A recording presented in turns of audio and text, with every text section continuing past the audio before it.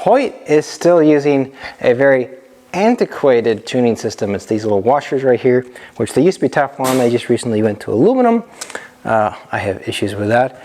But anyways, they're a pain in the butt to tune. Otherwise, they're a fantastic bow. So I've come up with these tuning forks, essentially.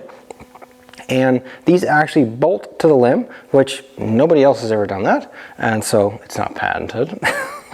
It's my own design. And yeah, it basically makes tuning it actually very, very easy. Now, the only thing about the kit is that you will need a bow press once in order to take the cam apart, remove the original Hoyt shims, and, you know, install the titanium washers that come along with the kit, along with, you know, and then once that's done, you know, you can put these in anytime. Now, that's the only time you'll need to take this thing into a bow press, pretty much. Now, how I would advise you to tune basically cam lean is you want your bow so that when it is at full draw, and you can do this by taking the shaft of an arrow and putting it up next to the cam, you want that thing to be pointed in a straight line to the top cam and vice versa at full draw. That means that the cams themselves are not leaning. And why do we do this? Okay, it's very simple. With these twin limb bows, essentially you always have one limb that kind of pulls harder than the other does. And so that pulling harder is going to cause the cam to tip, essentially. And if it tips really far, you know, it can derail your bow. So obviously the first thing you want to do is make sure there's no lean in your cams at full draw, all right? Because that's where it's critical. Once that's done, then basically you move the cams in and out together at the same rate by swapping out these little shims that I've made. And the new improved versions now have little colored dots on them, so they're much easier to identify. And that is how you basically paper tune your bow, and you know, you get your bare shaft test or paper test to look good. Once that's done, your bow will shoot a lot better. For my bow press, I use one of these, which this is a pain in the butt to use. A real bow press is a lot nicer to use. This is actually kind of not for the faint of heart, actually. They're very difficult to use. But anyways, yeah, that's a $40 part right there that I bought off of eBay, I think, at least at the time of me making this video. And that's what I take the bow apart and then initially install the shims and so forth, and then yeah, from there I can tune it without putting it back into the press, which is handy because using one of these things is, you know, hard. Now, if you're wondering which bows are compatible with this kit, basically all of your bows that have the new wider limb set system that Hoyt came out with in 2024, those are all the bows that are going to be compatible with this. And so your AX series, your Carbon RX8s, your Carbon RX9s, the AX2 series that they came out here in 2025, and also in 2025 they came out with new target bows which use the new wider limbs, and so those of course are all going to be compatible with this kit. Alright, now your kit is going to come with 4 of these titanium washers. They're titanium, so they're super light.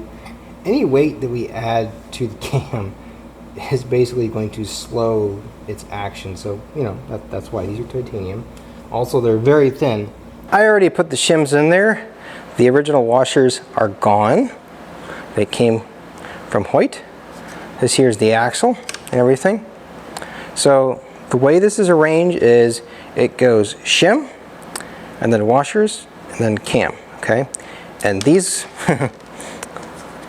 these titanium washers, as you can see, there is one side is flat, and the other side has a step in it. The step side goes against the cam. And there's a very specific reason for that, and that is because the cam, the center portion of it, is what actually rotates freely. The outer side is stationary and pressed into the cam itself, and so we don't want anything touching it. So the purpose of this washer is essentially to go up against it so that it can rotate freely against the center of the cam bearing. All right. So we'll stick this band in here. See if I can do this one-handed.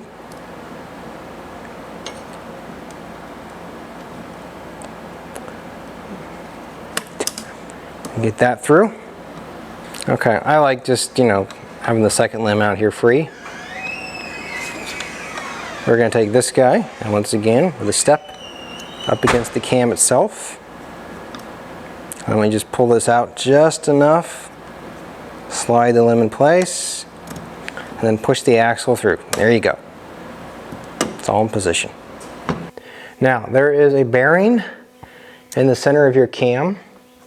Yeah, actually there's two of them in mine. I'm not sure. The new ones look like a single bearing, which I think can only be loaded from one side. But I'd have to take a closer look at one again. But anyways, these guys, often from Hoyt, actually always from Hoyt, the bearing is off center in the cam, okay? That is probably a mistake, okay? But thousands of them went out that way, and so if you call Hoyt and say, hey, why is it off center? They will tell you that it's supposed to be that way, and that's probably just because, somebody's like, hey, these all went out with the bearing off center, the machine wasn't pressing them in right. And it was like, oh, we'll just tell people it's supposed to be that way. So, something that is provided with the kit is a longer screw, because we were adding a little bit of extra length here due to the shim itself, and so that'll basically take care of that issue. And yeah, we don't torque these down very hard. About 8 pounds is what I've got mine set to. That's what they came off with. So don't overdo it. You don't want to shatter the end of your limb or split them. Now, I use blue Loctite when putting the axle screw in, and I would definitely recommend that you do the same. When you tighten these down, do not tighten them very hard, and the reason why is because Hoyt warns that you could crush the bearing.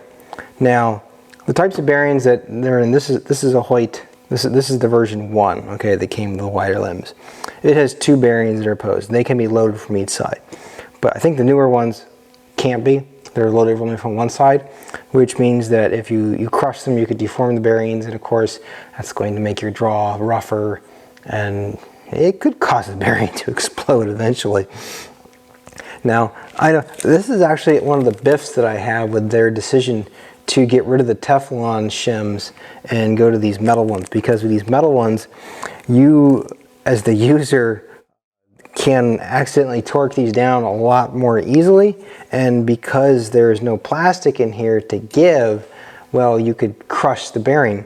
But with my shim kit here, the nice thing is that you do have some plastic there, so if you kind of like go like a pound or two too high, well, guess what? It's just going to basically kind of compress these shims a little bit more rather than actually crushing your bearing. But one of the surest tests is just to see if you have any resistance whatsoever, and if you do, just back it out a little bit more, because you shouldn't have any resistance on these wheels. Now, to get a shim out, because you're going to be doing that a lot of guys that use their fingernails to pull them out. That's really not the best way to do it, especially if they're under tension. So you take this guy right here, which we're kind of out of focus, and you basically go in from behind and actually just push the shim out from the opposite direction. Right, and that's a very safe and easy way to get the shim out. And here's a new one. We're just gonna pop this guy in. All right, one last thing. So now everything's in place, shims are all in place. Let's say you want to move the cam one direction or another. Basically, you just put this thing on the table and push it down like that towards one shim, or if you're moving it the other direction, just push it down like that. You'll hear it kind of click. Okay, that's it moving along the shaft. And that's basically how you do it. This is an 80-pound bow, so it slides on that shaft pretty easy. Now, Hoyt does know about my kit. I have shown them it, and they all took pictures and looked at it, were very, very interested in it, but nothing ever came of it. You know, I'm not even going to try to patent it, because, you know, I would rather just see Hoyt bows get better. But yeah, you know, they do know about it. They themselves think it's a phenomenal idea, and so yeah, we are stuck. And Hoyt, if you're watching this video, please make your bows more tunable. You know, maybe just license Bowtech's system, because that's like an awesome system right there. And don't steal it like Matthews did, you know, because they just straight up copied theirs and tried to say that they were the first ones to come out with it, which is like bullcrap. You could probably tell what I think about Matthews.